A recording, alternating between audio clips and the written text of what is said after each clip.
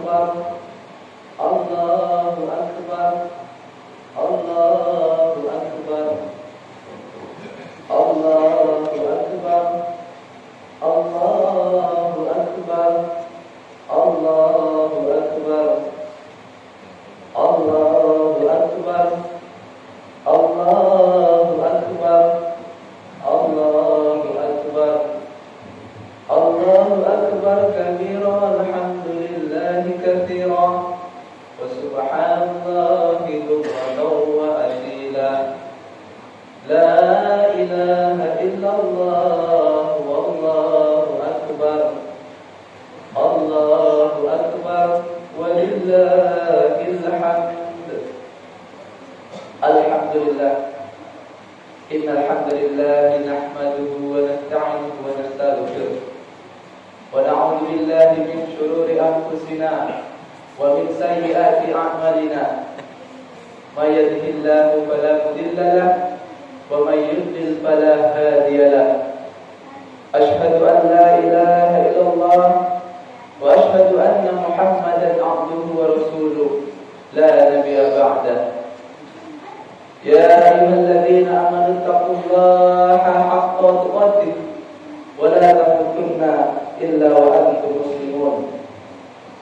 Wa qala Allah ta'ala fi kitabil Qur'anil Karim, a'udzu billahi minasy syaithanir rajim. Bismillahirrahmanirrahim. Inni dhahibtu ila rabbi sayahdin. Shadaqallahul 'azim.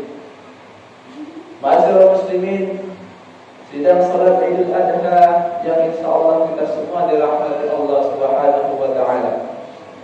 Marilah kita panjatkan puji syukur kita atas kehadirat Allah Subhanahu wa taala. Karena di pagi hari ini mudah-mudahan kita masih senantiasa dalam karunia Allah Subhanahu wa taala. Kita masih diberikan kesehatan, keselamatan sehingga kita bisa melaksanakan ibadah salat sunat Idul Adha secara berjamaah di masjid yang kita cintai ini. Allah telah memberi banyak kita kenikmatan, terutama kenikmatan yang ada di dalam anggota tubuh kita. Allah berikan mata untuk kita bisa melihat hal-hal yang diciptakan Allah di bumi ini. Allah ciptakan hidung agar kita bisa bernafas menghirup udara yang Allah berikan. Allah ciptakan telinga supaya kita bisa mendengarkan pembicaraan-pembicaraan orang lain.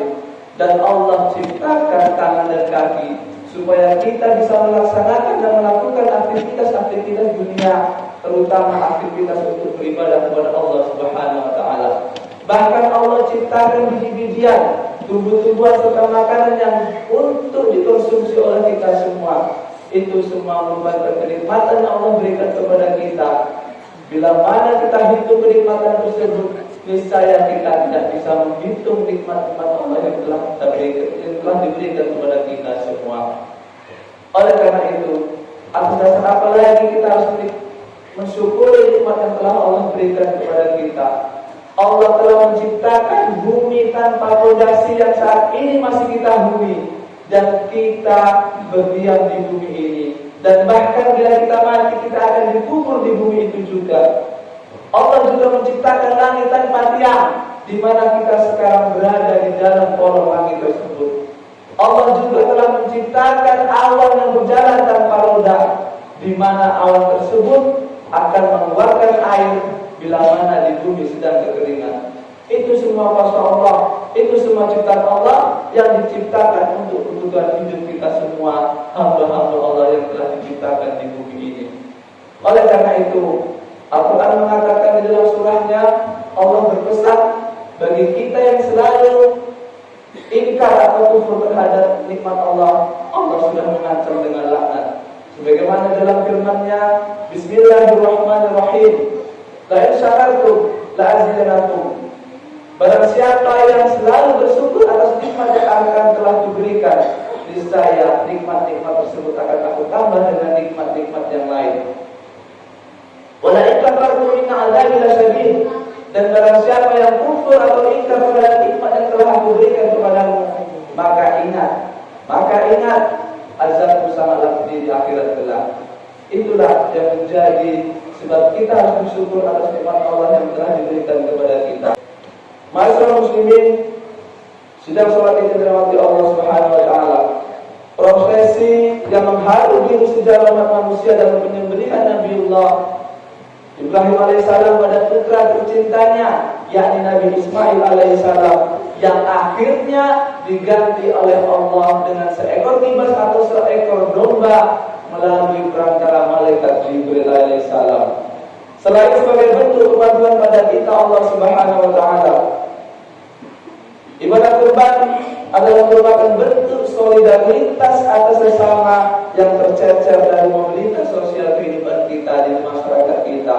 Untuk mereka, orang-orang fakir maupun orang-orang miskin, apalagi dengan kondisi perekonomian sekarang ini yang sudah tidak menentu. Kondisi ekonomi kita ketahui pada saat sekarang ini sedang jatuh.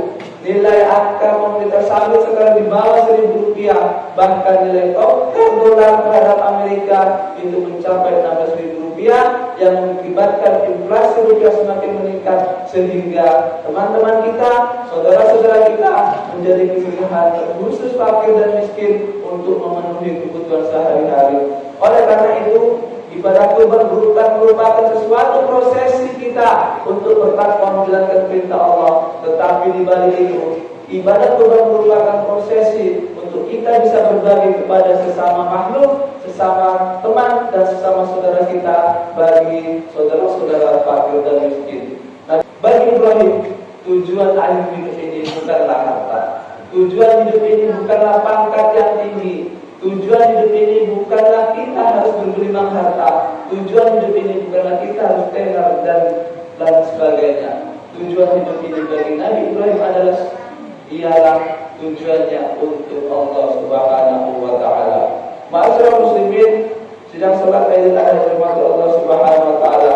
Pertanyaan Allah pada Nabi Ibrahim adalah pertanyaan moral yang sangat bermakna bagi kita semua. Hendak kita bawa kemana harta kita? Hendak kita bawa kemana jabatan kita? Hendak kita bawa kemana pangkat kita? Hendak kita bawa kemana ilmu kita? Itu semua kita bawa untuk menuju jalannya Allah Subhanahu wa taala. Inna salati wa nusuki wa mahyaya wa mamati lillahi rabbil alamin. Sesungguhnya ibadahku, salatku, hidup dan matiku adalah untuk Allah. Itu selalu kita ucapkan di saat kita melaksanakan ibadah salat. Itu selalu kita ucapkan di bibir kita, tapi sebatas hanya ucapan tanpa ada makna yang tersirat di dalam hati kita. Apa sebenarnya yang menjadi tujuan hidup kita ini? Ma'asyiral muslimin, sedang salat yang dirahmati Allah Subhanahu wa taala. Bila anak-anakmu pada 3 perkara. Perkara yang pertama ialah mencintai nabimu. Perkara yang kedua ialah mencintai ahlul baitnya, dan perkara yang ketiga ialah dididik anakmu untuk selalu membaca Al-Quran. Ma'asyiral muslimin, sidang salat yang dirahmati Allah Subhanahu wa taala. Yang kedua, memberi keteladanan atau uswah terhadap anak-anak kita. Bagaimana keteladanan ini merupakan dakwah yang sangat manjur dalam mengarahkan anak-anak kita supaya menjadi anak-anak yang soleh. Dengan keteladanan yang diungkapkan atau yang dinampakkan sehari-hari pada anak kita, maka yang demikian ini akan mempengaruhi anak-anak kita. Keluarga yang mempertontonkan kejujuran dan kedermawanan akan berpengaruh bagi anak-anak kita. Sebaliknya, keluarga yang akan mempertontonkan kedustaan dan kebohongan serta kebahilan juga akan ditiru oleh anak-anak kita. Maka dengan itu, bagi kita selaku orang tua, janganlah menyuruh anak sholat, tetapi kita orang tua tidak melaksanakan sholat. Janganlah menyuruh anak ke masjid, tetapi orang tuanya tidak pernah menyentuh masjid. Janganlah menyuruh anaknya berbuat baik, tetapi orang tuanya selalu bermaksiat kepada Allah Subhanahu wa taala. Ini menjadi catatan kita selaku orang tua. Bila mana kita ingin anak-anak kita soleh, hendaknya kita menjadi uswah, menjadi contoh teladan bagi anak-anak kita, supaya anak-anak kita bisa menjadi anak-anak soleh sesuai dengan apa yang kita contohkan. Ma'asyiral muslimin, sedang sholat di dalam Allah Subhanahu wa taala. Yang ketiga, dalam menjadi anak yang soleh, sebagaimana anjuran Nabi kita, hendaknya anak-anak kita dikumpulkan dengan teman-teman yang soleh dan solehah. Teori habitus yang disampaikan oleh Pierre Bourdieu menunjukkan bahwa habitus atau habitat atau tempat di mana kita berada sangatlah berpengaruh pada manusia, pada diri kita, pada anak-anak kita, dan pada keluarga kita. Bourdieu menyebut habitus sebagai struktur yang sangat terstruktur. Habitus merupakan lingkungan dari kekuatan yang ada. Almarhum Kiai Haji Abdul Muhsin Muzadi selalu memberi nasihat pada orang-orang dan pada orang sekelilingnya. Lebih baik kita menyekolahkan anak yang berakhlakul karimah tetapi tidak bermutu daripada kita menyekolahkan anak di tempat yang bermutu tetapi anak-anak kita tidak berakhlakul karimah.